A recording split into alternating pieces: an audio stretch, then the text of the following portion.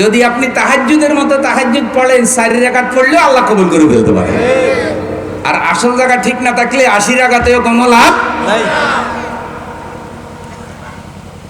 প্রিয় ভাইয়েরা আমার, আল্লাহ তাআলা বলছেন আগে মুসলমান হও, পরে মৃত্যুবরণ করো। দেখেন তো মুসলমান হয়ে মৃত্যুবরণ করার গুরুত্বটা কত বেশি। মুসলমানি হরুফে শাস চেবিনি একে মি মস্ত মৌত খোদ বেদানি। কবি বলতেছে মুসলমান লিখতে 6টা অক্ষর। মুসলমান লিখতে অক্ষর কয়টা? 6টা। 1 নাম্বার মিম, 1 নাম্বার মুসলমানি হরুফে শাস চেবিনি একে মি মস্ত মৌত খোদ বেদানি। 1 নাম্বার হলো মিম। আর মিম দ্বারা বোঝানো হয়েছে ওহে মুসলমান সব সময় মরণের কথা স্মরণে রাখো। বিশ্বাস করো একদিন তোমাকে মরতেই হবে। জন্মের নিশ্চয়তা আছে কিন্তু মরণের কোনো নিশ্চয়তা নাই। বাপের আগে ছেলে মারা যায়, দাদার আগে নাতি মারা যায়, ছোট ভাইয়ের আগে বড় ভাইও মারা যায়, বড় ভাইয়ের আগে ছোট ভাইও। শরীফ ওসমান হাদি রহমতুল্লাহ আলাইহি 6 ভাইয়ের মধ্যে সবচাইতে ছোট। ছেলেটার অপরাধ কি? আর কোনো অপরাধ নাই। অন্যায়ের বিরুদ্ধে, জুলুমের বিরুদ্ধে, ভারতীয় সাম্রাজ্যবাদের বিরুদ্ধে, ন্যায় নীতি ইনসাফের পক্ষে, সত্যের পক্ষে, বাংলাদেশে যারা দুর্নীতিবাজ তাদের বিরুদ্ধে সে জোরালো কথা বলতো। এ কারণে জালিমের বুলেট তার মাথা উড়াই দিল।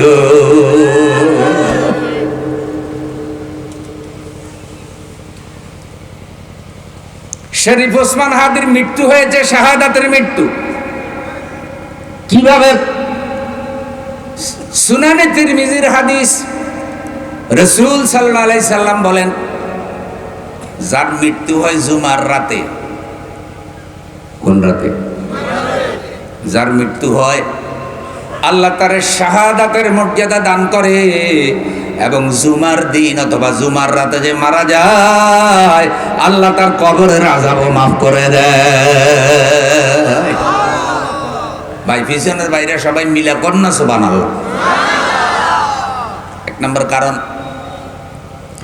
2 নম্বর হলো সুনানে আবু দাউদের হাদিস, রাসূল সাল্লাল্লাহু আলাইহি সাল্লাম বলেছেন অন্যায়ের প্রতিবাদ করতে গিয়ে যে মারা যায় সে শহীদ, জান মাল ইজ্জত আবরুর হেফাজত করতে গিয়ে যে মারা যায় সে শহীদ, হঠাৎ আগুনে পুড়ে যে মারা যায় যে শহীদ, কারণ মাথার মধ্যে কোনো কিছু ভেঙে পড়ে হঠাৎ যদি মারা যায় সে শহীদ, পানিতে ডুবে যদি কেউ মারা যায় সে শহীদ, কলেরা, ডায়রিয়া, পেটের অসুখ, আমাশায় যদি কেউ মারা যায় সে শহীদ, কোন সন্তান ডেলিভারি করতে গিয়া ডেলিভারি কেসে কোনো মা কোনো মহিলা যদি মারা যায় সে শহীদ।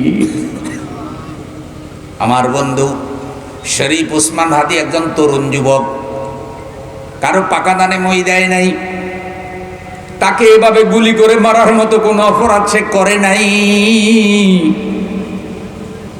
সাংবিধানিক ক্ষমতা অনুযায়ী যোগ্যতা নিয়ে ইউনিভার্সিটির ছাত্র জুলাই যোদ্ধা, সে ঢাকা 8-এ সংসদ সদস্য প্রার্থী হয়েছে। তারা একজন প্রশ্ন করেছে আপনি কি সংসদ সদস্য হইতে পারবেন নাকি? সে বলছে হইবা না হই 500 ভোট পাইলেও চলবে, অন্তত আমি বলতে পারবো 500 ভোট একটা নতুন বাংলাদেশের পক্ষে আসছে। সুতরাং আমি দেখতে চাই, আমি আমার দাওয়াত দেব, আমি আমার কথা বলবো। যে আমাকে ভোট দেবে না আমি তার সাথেও ইনসাফ করতে চাই। আমি চাই যে আমাকে ভোট দেবে না সে যাকে পছন্দ করে তাকে নিরাপদে ভোট কেন্দ্রে গিয়ে ভোট দিয়ে আসবে। আমাকে ভোট দেয় নাই এ কারণে আমি তাকে বাধা দিতে পারবো না। আমি আমার শত্রুর সাথেও ইনসাফ করতে চাই।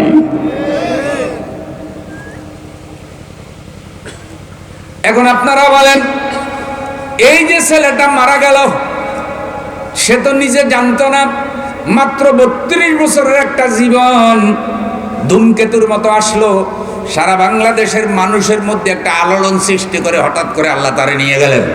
কোটি কোটি মানুষ তার জন্য দোয়া করে, কোটি কোটি মা বোনেরা তার জন্য দোয়া করে। এত মানুষের চোখের পানি আল্লাহ কবুল করবে। আল্লাহ চাইলে তারে শহীদের মর্যাদা দিয়ে জান্নাত দিতে পারে।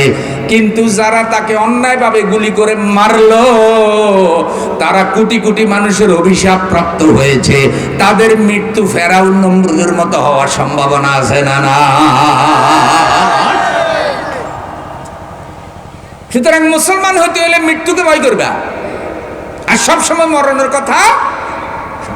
আপনাদের এলাকা মানুষ মরেনি না মরা বন্ধ হয়ে গেছে? রুগী মরে না ডাক্তারও মরে? যারা ওসমান হাদিকে গুলি করছে তারা মরবনি, তা করে আজরাইলি চিনে নানি? গল্পের কথা, এক মুরব্বী রাস্তার পাশে কাঁদতেছে। তো বাজারে যাওয়ার সময় আরেকজন বন্ধু দেখছে, কিরে কাঁদস কেন? কয় আমার নাতি মারা গেছে। হা, দাদার আগে নাতি মারা গেছে, এটা তো দুঃখের খবর। তো নাতির বয়স হয়েছিল কত? কয় 130 বছর। কত বছর? 130 বছর। তো বন্ধু কয় বেটা কান্দস কি লেগে? নাতি তো মোটামুটি অনেক হায়াতে পাইছে, একেবারে ছোট কালে তো আর মরে নাই। 130 বছর মানে বিশাল হায়াত না? কান্দস কি লেগে? কয় তুই কি বেকু বিশুত নি? আমি কি নাতি মরছি এ কারণে কান্দিনি। কয় কি জন্য কান্দস? কয় আজরাইলে যে বাড়ি চিনছে, কোনদিন জানি আমারে ধরে, আমি হিড়ে।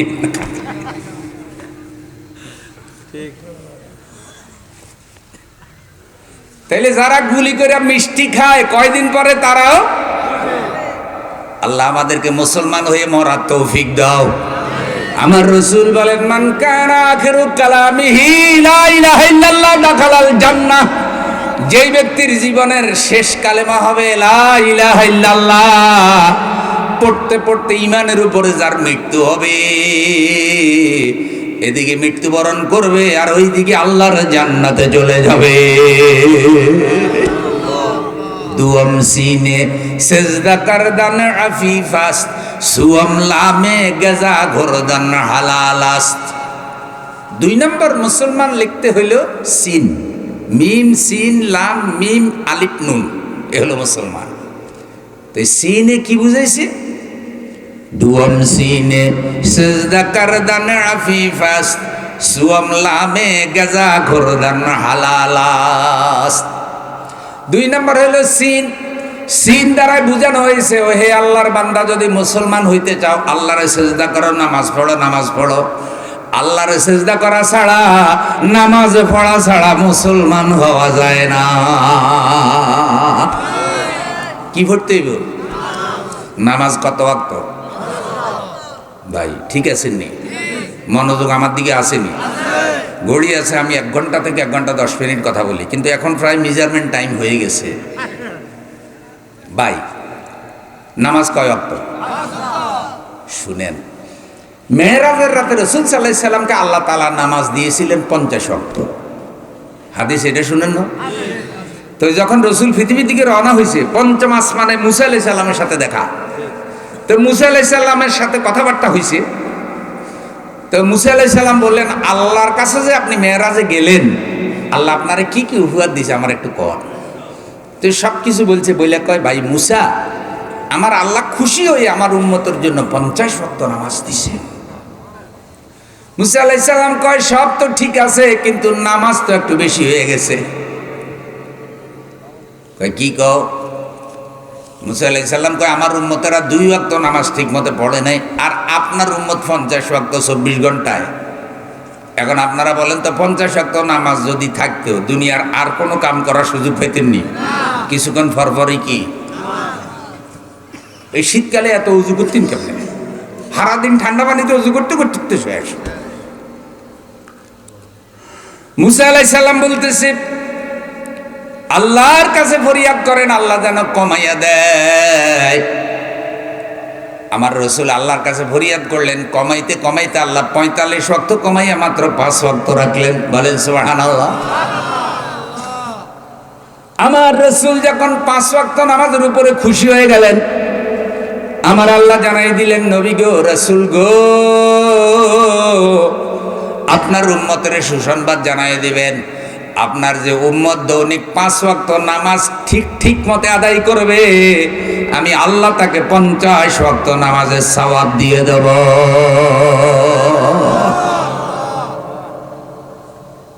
ডিউটি কমছে কিন্তু বেতন কমে নাই। হ্যাঁ, বেতন বাড়ছে।